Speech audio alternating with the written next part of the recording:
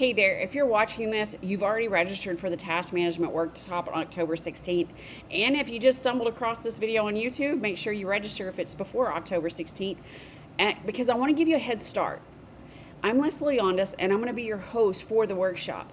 And so today I want to share 5 signs that your task management system is failing you, even if it looks like everything is set up correctly.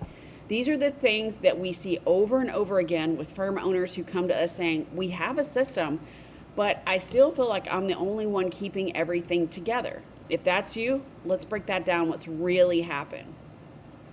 So sign number 1, you still have to double check everything. You assign the task, you created the checklist, you put the due date in, but you still need to follow up and make sure it gets done. That's not delegation. That's micromanagement caused by low system trust.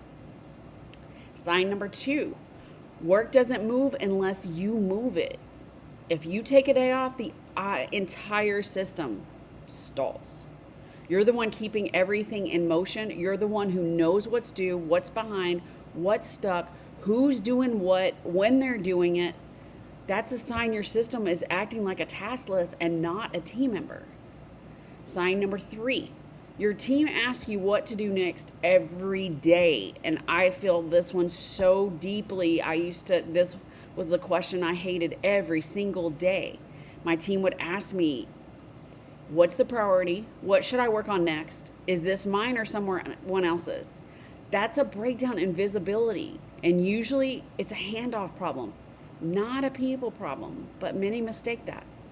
Sign number 4, you don't know who's overloaded.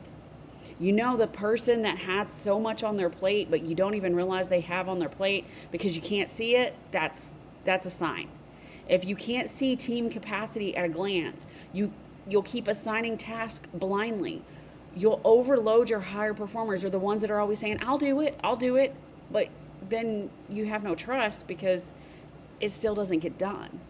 And a lot of times we underutilize others and then wonder why deadlines are slipping or morale is at an all-time low.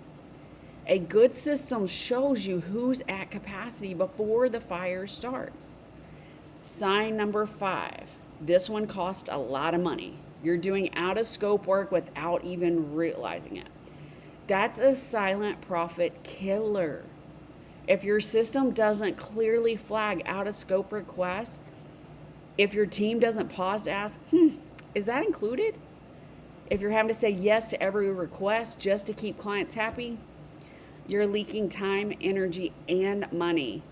And eventually that leads to burnout for you and your team. So if you've recognized any of these, you're not broken, your team isn't broken, your system just isn't set up to support how you actually work. And I have not found one accounting firm that sets their systems up exactly the same.